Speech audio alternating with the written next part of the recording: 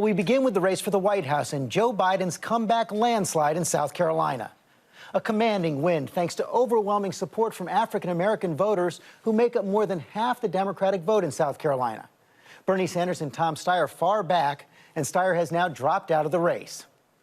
The former vice president will come away from South Carolina with at least 36 pledged delegates. He now stands in second place behind Sanders in that all-important measure. But Sanders is poised to take home a treasure trove on Super Tuesday, just 2 days away. He's ahead in the biggest states, has a boatload of cash, and the most energized organization. The big question for Biden now, can he make this a two-person race and stop Sanders from getting an insurmountable lead in delegates? Biden framed the choice last night. If the Democrats want a nominee who's a Democrat, an Obama-Biden Democrat, join us. Folks, win big or lose, that's the choice. Most Americans don't want the promise of revolution. They want more than promises. They want results. And Vice President Biden joins us this morning. Congratulations, Mr. Vice President. You didn't mince any words last night. You're convinced the Democrats will lose big in November if Bernie Sanders is the nominee? Well, I think he'll have great trouble bringing along other senators, keeping the House of Representatives, winning back the Senate, and down ballot initiatives. So I think it is a stark choice, and it's not about whether or not we restore the soul of the Democratic Party. It's about restore the soul and unite this country, the whole country. And I think I can do that.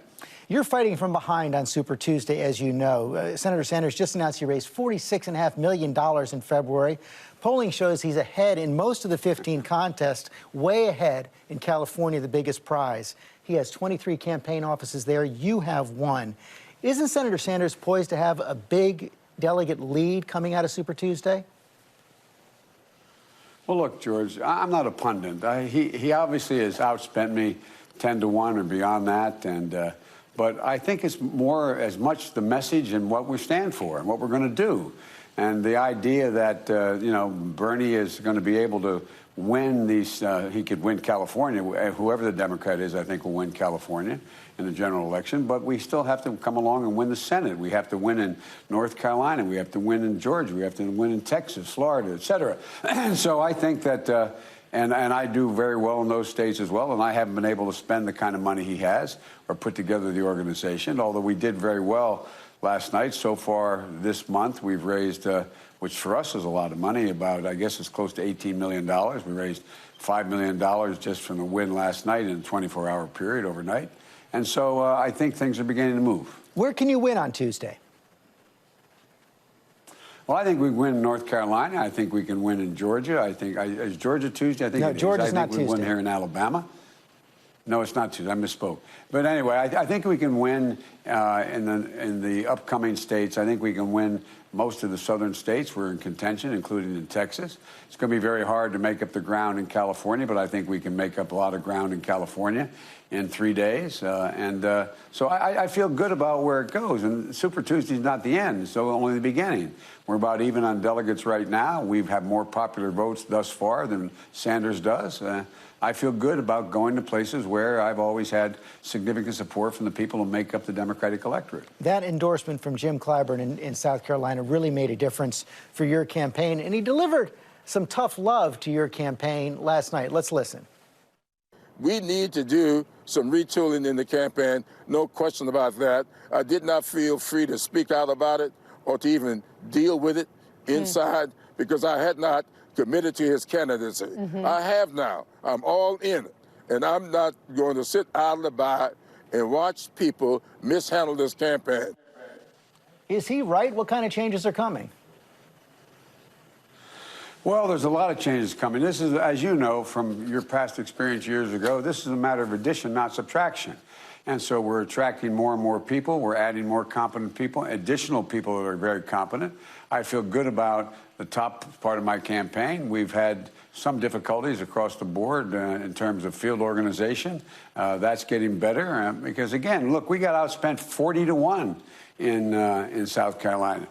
We've probably been outspent larger than that. I don't know the numbers. I know South Carolina for the first 4 encounters. But now we're in a position where we're beginning to raise some real money, and we feel good about where we're going. But we always can improve. We always can improve. And I can improve as well. You served as vice president for 8 years under Barack Obama. Is the fact that he hasn't endorsed you hurting you, and is it time? No, it isn't hurting me, and I don't think it's time. He and I have talked about this in the very beginning. I have to earn this on my own. Remember, George, the first thing that everybody said when I announced, the opposition, the Democratic opposition, said, well, Biden feels entitled because he's vice president.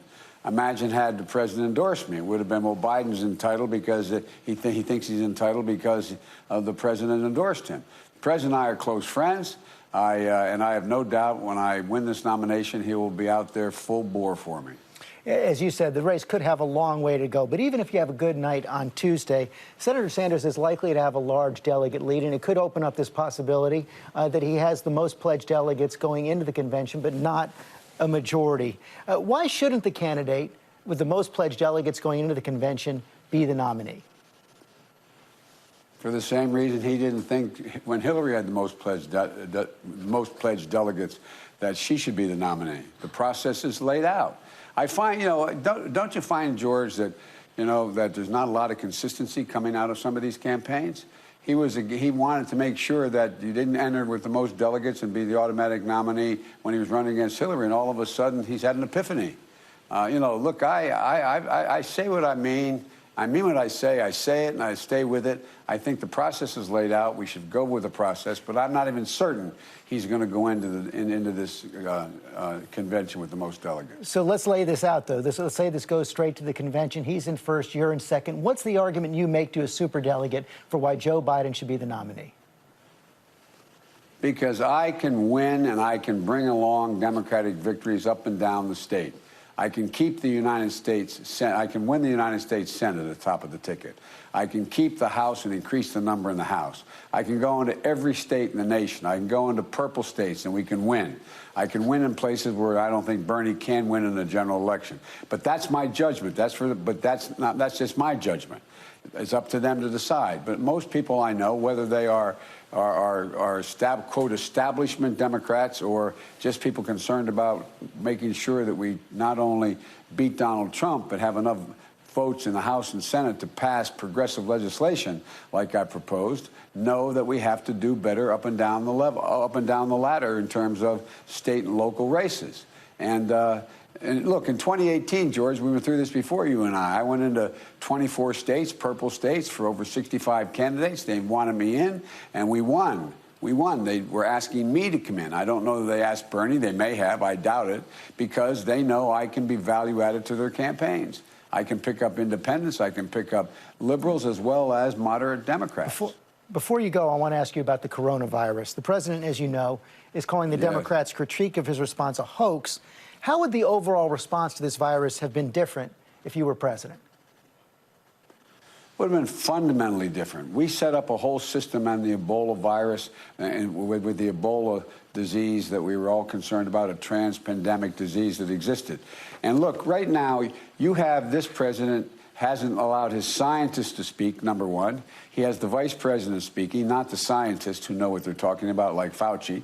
Number two, they haven't even prepared a test kit to determine whether or not anybody has the virus. They're not even available. They say now they'll be available by the end of the week or next week. They haven't set up a pattern on how to proceed. They've cut the funding for the CDC. They've cut the Center for Disease Control. They've cut the funding they've tried to cut the funding for NIH, the National Institute of Health. They have eliminated the office we set up in the president's office to deal with pandemic diseases. This has been outrageous, the way they proceeded. They should let the scientists speak. I've been talking about this for a while. They don't even have a test kit to determine whether or not someone has the disease. But this is about knowing where it is, who has it, and how to deal with it. And I see no preparedness other than a political talking points, putting someone in charge who is not a scientist and muzzling the scientist. Look, Fauci's been here anyway, all the way back to the Bush administration. What's going on here? This is not a Democratic hoax. This is incompetence on the part of the President of the United States at the expense of the country and the world. Mr. Vice President, thanks for your time this morning. Thank you, George. Hi, everyone. George Stephanopoulos here. Thanks for checking out the ABC News YouTube channel. If you'd like to get more videos, show highlights, and watch live event coverage, click on the right over here to subscribe to our channel. And don't forget to download the ABC News app for breaking news alerts. Thanks for watching.